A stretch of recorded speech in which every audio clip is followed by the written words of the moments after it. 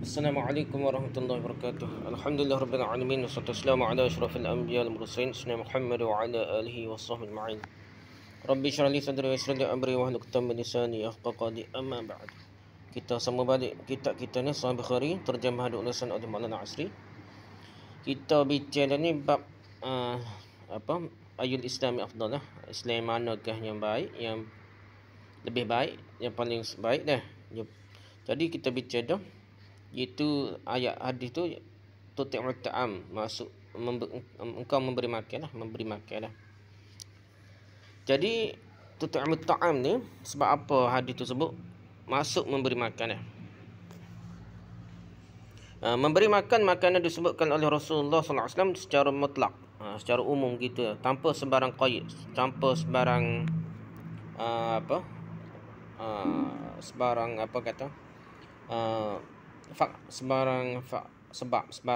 sebarang sandar lah. Tanpa sebarang sandar qaid. Tujuannya ialah mengumumkan mafhumnya supaya maksudnya umum dah. Ia dengan itu merangkumi pertama memberi makan makanan pada semua pihak. Maksudnya tidak tertentu, beri makan pada siapa-siapa pun memberi makan dah. Sama ada yang dikenali ataupun orang tak kenal, keluarga ataupun bukan keluarga, keluarga yang dekat ataupun yang jauh, sama bangsa ataupun tidak sama bangsa dan lain-lain lagi. Beri makan tu tak kira, boleh berlaku dah. Yang kedua, umumnya semua jenis makanan, sama ada sedap atau tak sedap, sedikit ataupun banyak, mahal ataupun murah dan sebagainya pun, semua tu boleh pahala besar. Islam yang molek dah, beri makan kat orang. Yang ketiga, memberi makan makanan sehingga kenyang atau sekadar mengambil rasa lebih banyak, sekadar ambil rasa sahaja pun boleh pahala yang banyak dah. Lepas tu memberi makan makanan sehingga kenyang atau sekadar mengambil rasa saja. Yang keempatnya, makanan panas atau makanan sejuk, makanan berat ataupun makanan ringan, semua tu dalam keumuman tut'amut ta'am, beri makan kau orang, boleh pahala berlaku dah. Yang kelima, segala jenis makanan dan minuman. Dalam Al-Quran perkataan ta'ima yata'amu bukan digunakan untuk makan saja, tetapi digunakan juga untuk minum. Jadi maksud ta'ima yata'amu tu untuk minum pun termasuk juga dah. Allah SWT berfirman, "Wa man lam yata'amhu fa innahu minni." Bermaksud dan siapa tidak meminum airnya. Dalam Al-Quran tentang Nabi Musa dah. Tentang apa? Tentang laut tentera Jalut ni, bukan Nabi Musa, lepas Nabi Musa dah. Tentera Talut jadi dia tak boleh minum air tu. Jadi tentera je tak boleh minum air nak lawan tentera Jalut. Jadi dia kata, dan siapa tidak minum airnya maka sungguhnya dia adalah pengikutku kecuali segenggam ke apalah. Dia kata dah, surah Al-Baqarah ayat 249. Yang keenam, memberi makan secara beramai-ramai dan dengan mengadakan kudri dan sebagainya, atau memberi makan pada individu tertentu boleh berlaku dah. Boleh pahala berlaku dah. Yang ketujuh, memberi makan kepada binatang ternakan atau binatang peliharaan dan sebagainya. Lihat Umdatul Qari jilid 1 muka 38, Kashful Bari jilid 1 muka 995 hingga 997, Nasrul Bari jilid 1 muka 219 hingga 221, Tulfatul Qari jilid 1 muka 211 hingga 212. Habis itu tentang maksud memberi makan. Lepas tu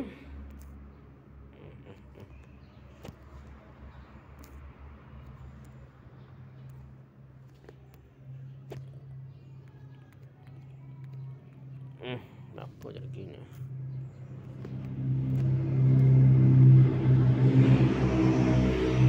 Lepas tu dia kata lepas beri makan tut'amut ta'am dah. Mana dah? Nabi sabda mereka memberi makan dah. Dan seterusnya lepas beri makan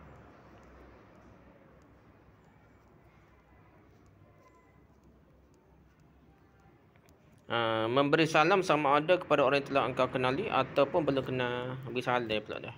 Ni Islam yang afdal lah. Tadi beri makan ni beri salam sama ada kepada orang yang engkau kenal ataupun belum kenal. Okey, maksud di sini. Asas ucapan selamat dan sapaan dalam Islam ni. Setiap bangsa yang bertamadun mempunyai ucapan selamat dan sapaan tertentu antara sesama mereka ketika bertemu. Islam juga punya ucapan selamatnya yang tersendiri, tak serupa dengan bangsa lain, agama lain. Setiap Muslim dianjurkan agar menyapa satu sama lain dengan ucapan Assalamualaikum ataupun Salamun alaikum. Orang yang disapa dah dengan ucapan salam seperti itu diwajibkan menjawab dengan berkata Waalaikumsalam. Di antara keistimewaan dan kelebihan ucapan salam berbanding ucapan-ucapan selamat atau tabik-tabik hormat yang lain ialah kerana sebab-sebab berikut dah.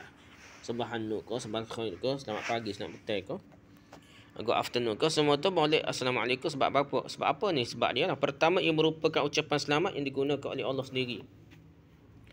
Lihat misalnya firman Allah ini, Salamun qalam min Rabbir Rahim, bermaksud kepada mereka dikatakan salam sebagai ucapan selamat dari Tuhan yang Maha Penyayang. Surah Yasin ayat 58. Maksud ucapan selamat oleh Allah kepada seorang ialah memuji dan memuliakannya. Jadi Allah ni Salamun qalam, puji dan muliakannya lah. Yang kedua, sebab apa dia? Ia adalah ucapan selamat yang digunakan oleh para malaikat dan para nabi alaihimussalam ni. Lihat sebagai contohnya firman Allah dalam sabda-sabdaan Rasulullah SAW di bawah ini. A'udzubillahi minasyaitonir rajim. Hal ataka hadithu dhaifi Ibrahim al-mukramin idh dakhalu 'alaihi faqalu salama qala salamun qaumun munkarun. Bermaksud, sudahkah sampai kepadamu wahai Muhammad perihal tetamu Nabi Ibrahim, iaitu malaikat-malaikat yang dimuliakan. Ketika mereka masuk ke tempatnya dan memberi salam dengan berkata salam sejahtera kepadamu, Ibrahim menjawab salam sejahtera kepadamu, sambil berkata dalam hati, mereka ini orang-orang tidak dikenali. Surah Az-Zariyat ayat 24 hingga 25. Dan setelah selesai menciptakan Adam, Allah berfirman kepadanya. Allah berfirman, Idhhab fasallam ulaika nafari minal malaikati tulus fastami' ma yuhabbunaka fa innaha tahiyyatuka ma yuhayyunaka fa innaha tahiyyatuka wa tahiyyatun dzurriyyatika faqala assalamu alaikum faqala assalamu alayka wa rahmatullahi faraduhu wa rahmatullah. Bermaksud, pergilah dan berilah salam kepada golongan malaikat yang sedang duduk itu. Dengarlah bagaimana mereka mengucapkan ucapan hormat kepadamu. Kerana itu adalah ucapan hormatmu dan zuriatmu nanti. Maka Adam pun mengucapkan Assalamualaikum. Teruslah mereka membalas salam Adam dengan mengucapkan Assalamualaikum warahmatullah, dengan menambahkan warahmatullah. Hadis Bukhari dan Muslim.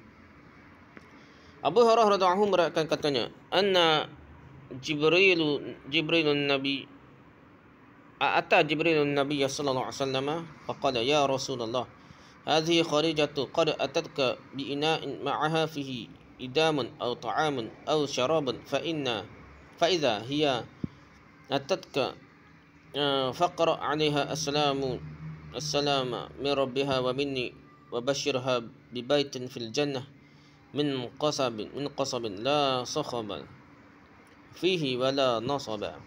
Bermaksud, pernah Jibril datang kepada Nabi sallallahu alaihi wasallam lalu berkata, wahai Rasulullah, ini Khadijah sudah pun datang kepadamu dengan membawa bersama-samanya satu bekas berisi lauk atau makanan atau minuman.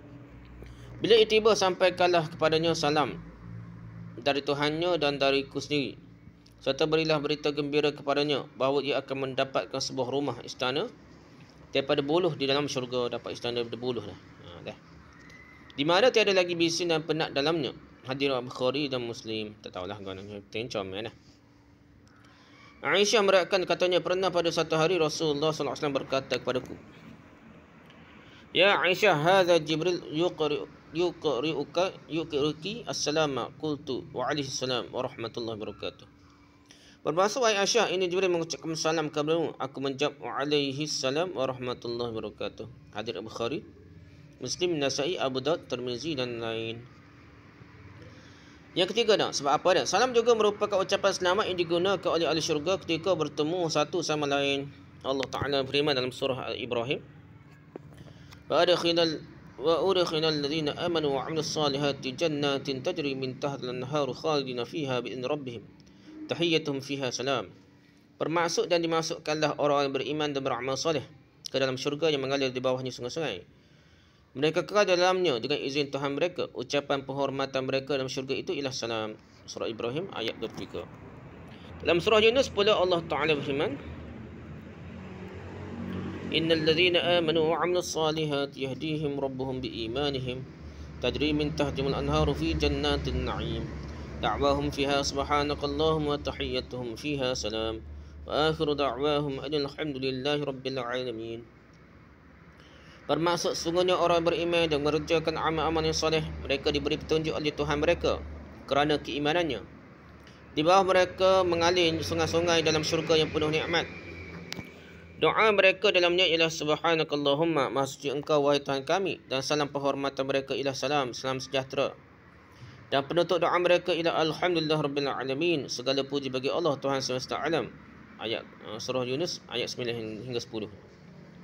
Itu hujah yang ketiga lah. Sebab apa? Maulid bersalam berbanding dengan ucapan lain. Yang keempatnya, sebab keempatnya di dalam Al-Quran Allah menjadikan ucapan salam sebagai syiar orang Islam. Allah juga melarang kita orang Islam daripada berkata engkau bukan orang beriman kepada siapa jua yang beri salam pada kita dah. Orang kita beri salam kita Islam lah. Lihatlah firman-Nya ini, wala taqul liman alqa ilaikum assalam lasta mu'minan. Bermaksud, dan janganlah kamu terburu-buru mengatakan kepada orang yang mengucapkan salam kepadamu atau mengucapkan dua kalimat syahadat engkau bukan orang beriman. Surah An-Nisa ayat 94. Telah kata dia tidak beriman. Sebab yang kelima kenapa salam baik daripada ucapan lain. Yang kelima, assalam adalah salah satu nama Allah. Assalam adalah satu nama Allah. Ia melambangkan Allah sebagai punca keselamatan dan kesejahteraan di dunia dan di akhirat. Lihatlah firman Allah dalam bawah ini. Huwallahu alladhi la ilaha illa huwal malikul quddus assalamul mu'minul muhaiminul azizul jabbarul mutakabbir subhanallahi amma yusyrikun. Bermaksud dialah Allah yang tiada Tuhan selain dia, Raja yang maha suci, yang maha sejahtera, yang maha melimpahkan keamanan, yang maha memelihara, yang maha perkasa, yang maha kuat menundukkan segala-galanya, yang memiliki segala keagungan. Maha suci Allah dari apa yang mereka persekutukan. Surah Al-Hasyr ayat 23. Sebab kena pula kenapa salam maulid daripada ucapan lain, ucapan salam lain. Yang keenam, apabila anda memberi salam dengan mengatakan Assalamualaikum kepada seseorang, berarti anda berdoa agar Allah SWT yang merupakan punca keselamatan dan punca kesejahteraan memelihara dan menjaganya dengan sifatnya, sifat Allah yang maha selamat sejahtera itu. Ringkasnya, salam bukan sekadar ucapan penghormatan atau sapaan biasa saja untuk menegur orang semasa bertemu. Malah ia juga merupakan doa. Kerana itu ia juga boleh dikirim-kirim di doa.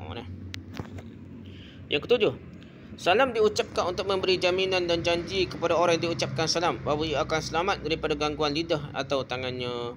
Ia tidak perlu gelisah, risah, geragu, bimbang, khawatir atau takut apabila berurusan dengannya. Jadi jamin lah, jamin tak usah khianat lah, tak usah ganggu dia lah. Kita bisa selamat ke dia lah. Kita janji kita nak beri keselamatan bagi dia, kepada dia lah. Yang ke-8, umat Islam dilarang memasuki rumah orang lain sebelum meminta izin dan memberi salam kepada penghuninya. Allah Ta'ala firman, Ya ayyuhalladzina amanu la tadkhulu buyutan ghaira buyutikum hatta tasta'nisu wa tusallimu ala ahliha. Dzalikum khairul lakum la'annakum tadhakkarun. Bermaksud, wahai orang beriman, janganlah kamu memasuki rumah yang bukan rumahmu sebelum meminta izin dan memberi salam kepada penghuninya. Jadi demikian itu lebih baik bagimu agar kamu selalu ingat. Surah An-Nur ayat 27. Sebab ke-9, kenapa salam lebih baik daripada ucapan lain. Salam bukan sahaja diucapkan ketika hendak masuk ke tempatnya berpenghuni.